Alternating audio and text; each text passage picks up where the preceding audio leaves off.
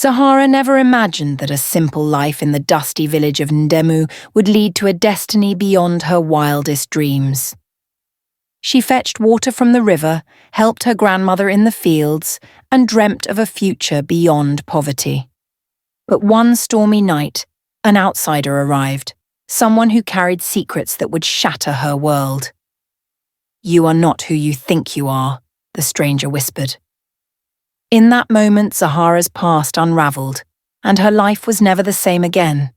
The village of Ndemu sat nestled between rolling hills and dry, cracked earth, where the sun burned fiercely and the winds carried the scent of dust and wildflowers.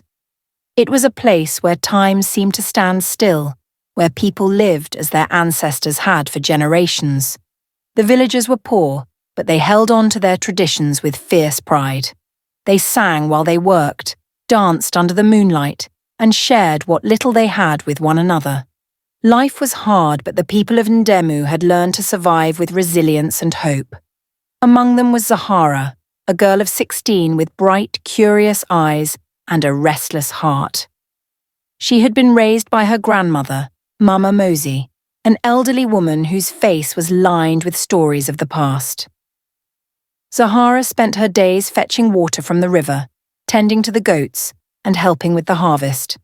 Though she worked tirelessly, she often paused to stare at the horizon, wondering what lay beyond the hills of her small world. She dreamed of a life beyond Ndemu, where she could escape the hunger, the endless toil, and the limitations placed upon her by fate. The village elders often warned against such thoughts. "We belong to this land," they would say. "Our ancestors walk with us, and we must honour their ways." But Zahara could not silence the longing in her heart. At night, she would lie on her mat, staring at the stars, imagining herself in a bustling city, dressed in fine clothes, with a future shaped by her own hands. Yet there was something strange about Zahara, something that set her apart from the other children of Ndemu. She bore a peculiar birthmark on her shoulder, a swirling pattern that the village seer, Baba Jomo, often gazed at with a knowing look. "You carry the mark of forgotten blood," he once whispered to her. But when she had asked him to explain, he only shook his head. There were whispers in the village, quiet conversations that stopped whenever Zahara came near.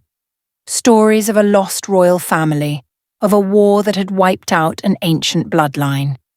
Some claimed that a child had been hidden away, spirited to safety in the dead of night, far from the palace that had been reduced to ashes.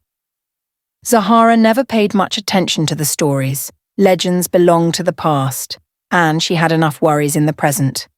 But as fate would have it, the past was about to catch up with her. And when it did, it would turn her world upside down. Zahara had never thought much about the birthmark on her shoulder until the whispers started. It was a swirling pattern, unlike anything she had seen on anyone else in the village.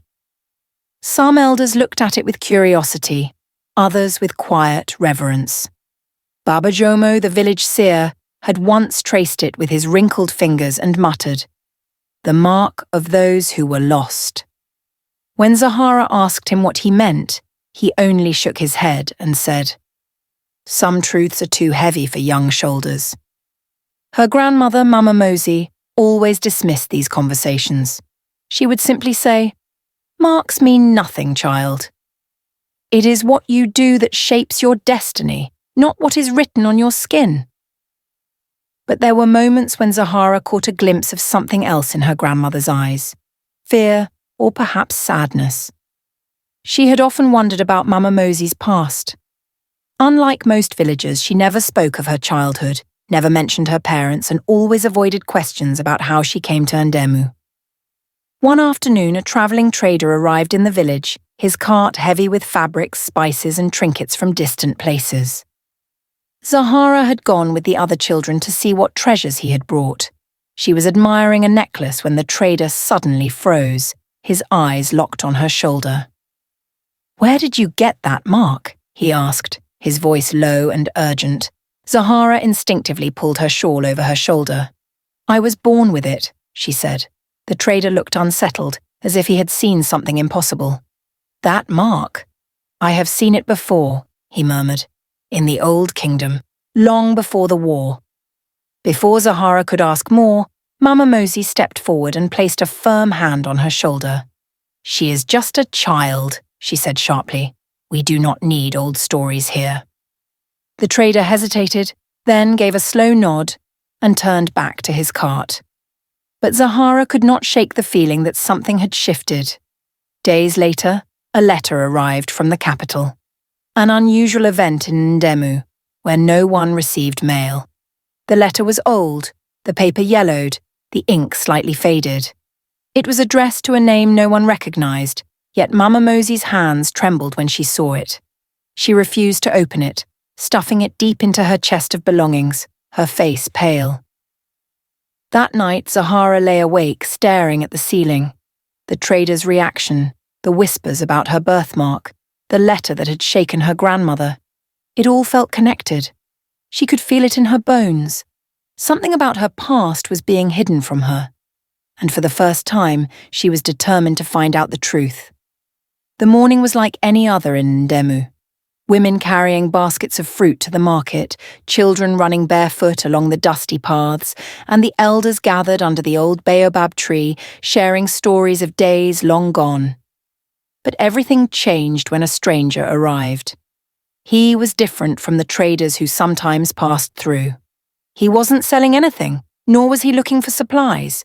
He was a tall man in a crisp white shirt, carrying a leather bag and a notebook. His name was Mr. Malou, and he was asking questions, strange questions. At first, the villagers were wary. Outsiders rarely came to Ndemu unless they wanted something.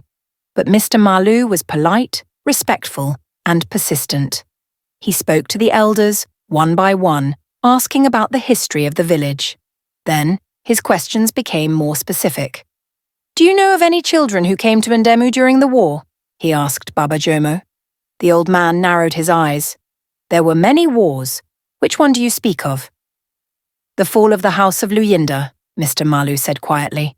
A heavy silence settled over the gathering. The name was almost never spoken aloud. The house of Luyinda had once been among the most powerful noble families in the region, but they had been wiped out in a brutal coup nearly 2 decades ago. It was said that not a single heir had survived. Mr. Malou's gaze swept over the villagers until it landed on Zahara. She felt a chill run through her. There was something in the way he looked at her, like he had been searching for her all along. Later that evening, he asked to speak with her privately. I have reason to believe that you are not who you think you are, he said. There is a lost heiress, a child who was hidden before the massacre. Everything points to you. Zahara laughed, though there was no humour in it. I'm just a girl from Ndemu. My grandmother raised me here. I belong to no royal family. Mr. Malou opened his notebook and turned it toward her. There, on an old faded photograph, was a woman with her face. Not exactly, but close enough, the same eyes, the same high cheekbones. This is Princess Luyinda, your mother, he said, before she disappeared. Zahara's hands trembled. The world around her felt unreal. It was impossible. It had to be a mistake. There's only one way to know for sure, Mr. Malou continued. A DNA test. The thought terrified her. If he was right, everything she knew about herself, her past, her family, her entire life, would be a lie. If he was wrong, then why did she suddenly feel like the ground beneath her feet was shifting? She wanted to refuse. She wanted to walk away. But deep down, a voice whispered, what if he's telling the truth? Zahara had never travelled beyond the borders of Ndemu. The village was all she had ever known. The red earth beneath her feet, the scent of burning firewood in the evening, the quiet rhythm of life dictated by the sun and the seasons. But now she was leaving it behind, stepping into a world that had only existed in stories and distant rumours. The journey to the capital felt unreal. The roads stretched endlessly, smooth and black, unlike the dusty paths she had walked all her life. The car she rode in hummed with power, its windows sealing her off from the world outside. Everything moved faster here, the people, the vehicles, the very air itself. Zahara clutched the edge of her seat, her stomach twisting with a mix of fear and wonder. When they finally reached the city, she could barely breathe. Towering buildings of glass and steel stretched into the sky, their reflections shimmering like illusions. Bright billboards flashed images of people dressed in expensive clothes, their smiles too perfect to be real. The streets were filled with cars honking impatiently, and everywhere she turned, there were more people than she had ever seen in her life. She felt small, insignificant, lost. Mr. Malu guided her through the maze of the city, leading her into a grand building where men in suits spoke in hushed voices. Lawyers, officials, and strangers in expensive clothes greeted her with practiced smiles. Some of them looked at her with curiosity, others with suspicion. She didn't understand most of what they said, but she caught fragments of their conversations. The lost princess, the last of her line, the rightful heir. Then came the moment she had been dreading. The DNA test results arrived. The truth was no longer just a possibility, it was now undeniable. She wasn't just Zahara from Endemu. She was Princess Zahra Luyinda, the only surviving heir of the House of Luyinda. A name she had never heard before now belonged to her. A family she had never met had shaped her fate. A fortune beyond her imagination was now at her feet. But Zahara didn't feel like a princess. She didn't feel like an heir to an empire. She felt like a girl who had been taken from her home and thrust into a world where she didn't belong. As she stood in the grand estate that once belonged to her family, staring at portraits of ancestors she had never known, one thought echoed in her mind. If I was meant to be here, why does it feel like I'm still lost? Zahara had barely begun to grasp the weight of her new identity when the battle for her place in the Luyinda family began. The news of her return spread quickly, stirring whispers in high society and sending shockwaves through the aristocratic circles of the capital. Not everyone was willing to accept her as the lost heiress. Distant relatives, powerful and wealthy, came forward with doubts. How do we know she is truly one of us? They questioned. A girl from a forgotten village, how could she possibly be the heir to the House of Luyinda? Some claimed it was a trick, a scheme to steal the fortune. Others openly accused her of being a fraud, a peasant who had been coached to impersonate royalty. The legal battle began almost immediately. Lawyers filled grand courtrooms, arguing over Zahara's identity. Her DNA test confirmed her lineage, but her lack of knowledge about royal customs, her inability to speak the formal dialect fluently, and her unfamiliarity with the ways of the elite were all used against her. The media caught on to the drama, and soon headlines questioned whether Zahara was truly the lost princess or just an imposter with a lucky birthmark. Every move she made was scrutinized. Every word she spoke was analyzed. In the midst of all this, a shocking revelation surfaced, one that changed everything. Zahara had spent her whole life believing she was an orphan, that the war had wiped out her entire family. But now hidden documents suggested that her mother, Princess Luyinda, may have escaped the massacre. No one knew where she was or if she had survived the years since, but the possibility shook Zahara to her core. If her mother was alive, why had she never come back for her? Why had she been left in Endemu, unaware of who she truly was? As the battle for her identity raged on, Zahara found herself trapped between two worlds.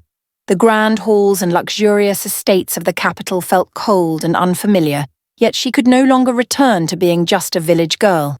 The weight of her new name pressed down on her, suffocating and overwhelming. Did she truly belong here? Or was she just a stranger wearing the crown of a lost legacy?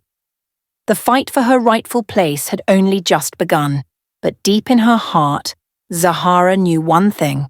Whether she was truly Princess Zahra Luyinda or just a girl from Endemu, she would have to find her own way forward. The name Luyinda once carried power that stretched across nations. It was a name that opened doors, commanded loyalty, and shaped the course of history. The House of Luyinda had ruled over vast lands, controlled businesses that fueled economies, and influenced politics at the highest levels. But after the war that tore the family apart, their empire had fractured, their wealth divided among opportunists, and their legacy reduced to whispers of what once was. Now that power belonged to Zahara. She had inherited more than just a name. The Luyinda estate was a fortress of marble and gold, filled with artifacts of a dynasty that had shaped the region for generations. She owned sprawling plantations, lucrative trade routes, and shares in corporations she had never even heard of. Political figures who once ignored her now sought her audience. She was no longer just a girl from Ndemu. She was an heiress to a world that had been kept from her for far too long. But with power came expectations. The same relatives who had once doubted her now lined up, pretending to welcome her while secretly waiting to see if she would fail. The business world watched, skeptical of whether a girl raised in poverty could manage an empire. The government saw her as both a threat and an opportunity, an untested ruler whose every move would be judged. Her advisors told her she had two choices: embrace the role of a leader or step aside and let others take control. If you do not lead, others will rule in your name, one of them warned. Power is not given, it is taken. But Zahara had no desire for wealth, nor did she crave power. She had never dreamed of ruling over businesses and politics. Yet, she also knew that walking away meant leaving her fate and the legacy of her family in the hands of people who did not care about its true meaning. The moment of decision came when she was presented with documents to sign, contracts that would transfer control of several industries to distant relatives in exchange for a comfortable life, free of responsibility. She stared at the papers in front of her. It would be easy to sign them and walk away, to return to a simple life, away from the pressures of this world. But then she thought of Ndemu. She thought of the village children fetching water from the same river every day, the women struggling to feed their families, the elders who had raised her with nothing but love, even in their poverty, the people she had left behind. And suddenly she knew what she had to do. Zahara lifted her pen, but instead of signing away her power, she made her first command. "We rebuild," she said, "not just for the Luyinda name, but for those who have been forgotten. We use this wealth for something greater." And with that, the lost princess became something more, a ruler in her own right. Zahara had thought the battle for her identity was over, but she quickly learned that power did not bring peace. It brought enemies. The same relatives who had smiled at her, who had pretended to accept her as the rightful heir, were secretly working against her. They whispered behind closed doors, spreading doubts about her legitimacy. Some bribed officials trying to get her DNA test results discredited. Others forged documents, claiming they had a stronger claim to the Luyinda Empire than she did. Then, one evening, an urgent letter arrived at her estate. It was supposedly from a government official requesting a private meeting to discuss legal matters regarding her inheritance. Zahara, eager to protect her place, agreed without hesitation. She travelled with only a small security team, unaware of the danger waiting for her. As soon as she entered the meeting location, a luxurious hotel suite in the heart of the capital, something felt off. The air was too still, the silence too deep. Before she could react, the lights cut out. A sharp sound filled the room, gunfire. Zahara dove to the ground as bullets shattered the glass windows. Her guards rushed to shield her, returning fire at the unseen attackers. Heart-pounding, she crawled toward the exit, her mind racing. This wasn't just about inheritance anymore. Someone wanted her dead. They barely escaped. The moment she was safe, an investigation began. The attack had been carefully planned, and the evidence pointed to one shocking revelation. Someone close to her had set her up. She suspected many, But the truth was worse than she imagined. One of her most trusted advisors, Mr. Cato, had been working against her from the start. He had advised her on business decisions, guided her through legal battles, and gained her trust. But all along, he had been feeding information to her enemies. When she confronted him, his face remained calm, his betrayal chilling in its simplicity. "You think power comes without a price?" he said, his voice steady. "You were never meant to sit on this throne, and soon you won't." Zahara's blood ran cold. She had grown up fearing hunger, fearing drought, fearing losing those she loved. But now she faced a new kind of fear. The fear of being hunted in a world where money and power made enemies far deadlier than poverty ever had. She realized then that being rich did not mean being safe. If anything, it made her a target. The fight for her survival had only just begun, and she would not go down without a fight. The grand halls of the Luyinda estate, the endless meetings with lawyers, the luxurious gowns tailored to fit a life she never asked for, none of it felt real to Zahara. She had spent months surrounded by wealth, yet she had never felt more out of place. The polished marble floors beneath her feet did not feel like home. The whispers of nobles, the weight of expectations, it all left her feeling like a stranger in her own life.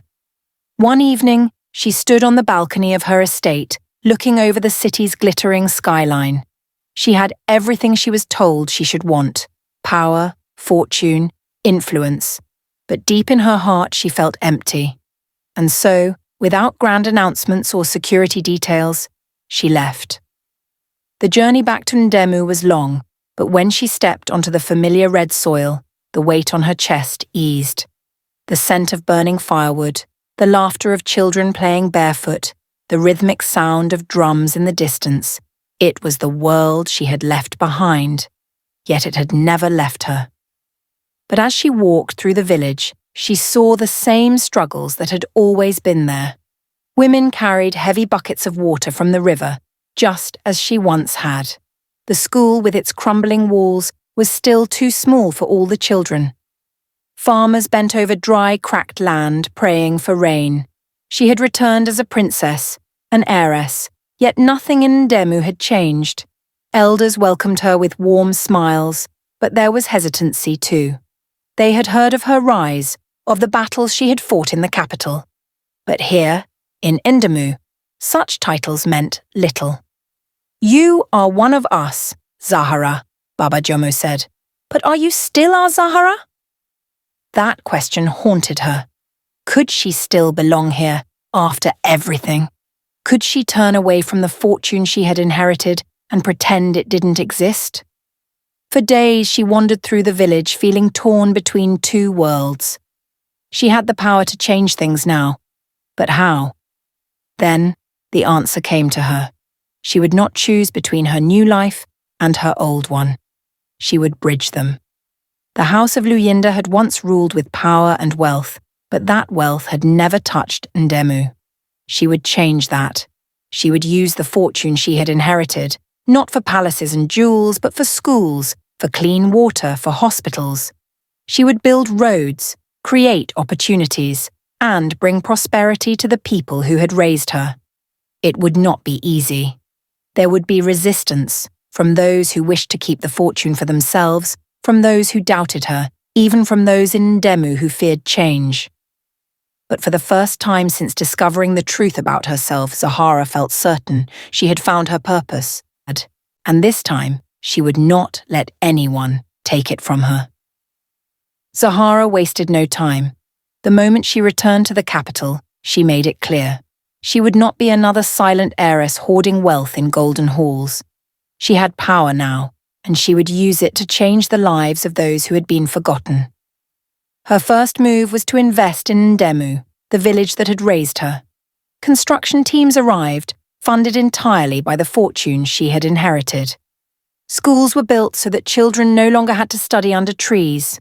Hospitals were opened so that mothers no longer had to travel miles for medical care. Clean water systems were installed, ending the generations-old struggle of walking for hours just to fetch water. But Zahara didn't stop there. She knew that Ndemu was just one of many villages suffering under the weight of poverty. Across the country, families were struggling while corrupt officials sat comfortably in luxury, pretending not to see. Zahara refused to stay silent. She publicly confronted government leaders who had ignored their people for decades. She exposed corruption, demanding accountability for stolen resources meant for the poor. She refused bribes, making it clear that she would not be bought. Some officials laughed at her at first, dismissing her as a naive girl playing politics.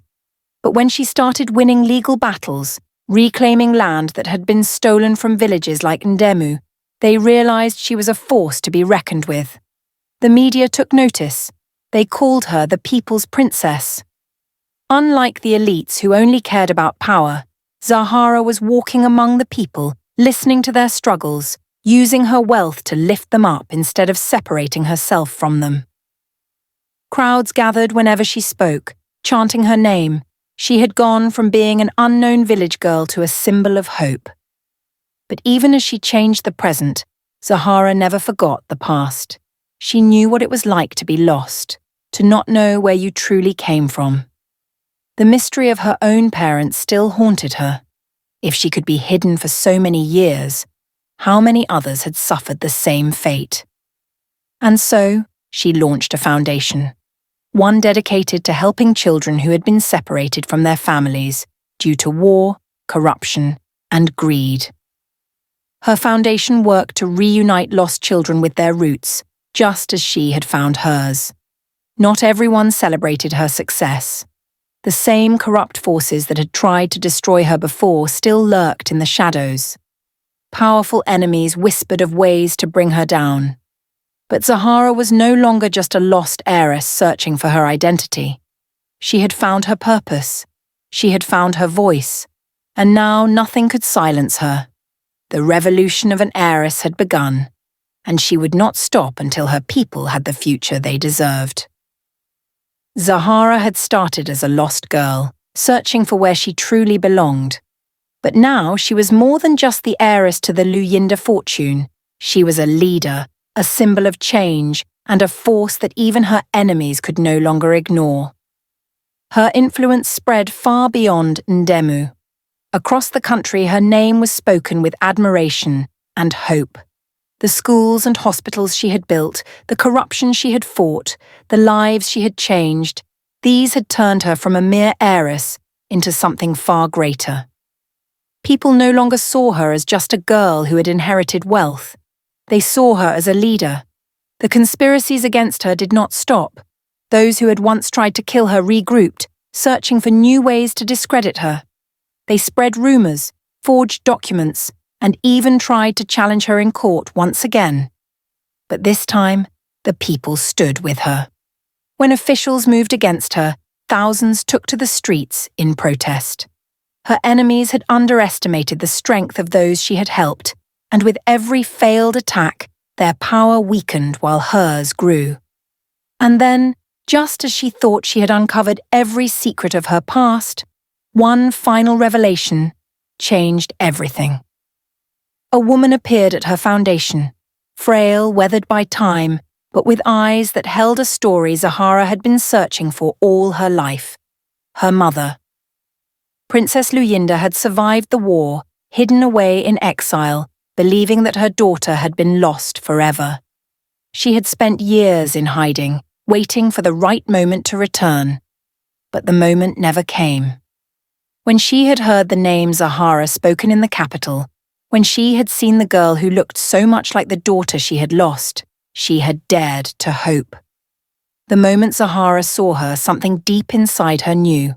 She had no memories of her mother's face, but her heart recognized her. Tears fell as they embraced. It was a moment neither of them thought would ever come. The war had stolen their years, but now mother and daughter were together again. With her mother by her side, Zahara's transformation was complete. She was no longer just an heiress, no longer just a girl from Ndemu, no longer lost. She was Zahara Luyinda, a queen in her own right. Though she did not wear a crown, her rule was built on something stronger than gold, the love of her people.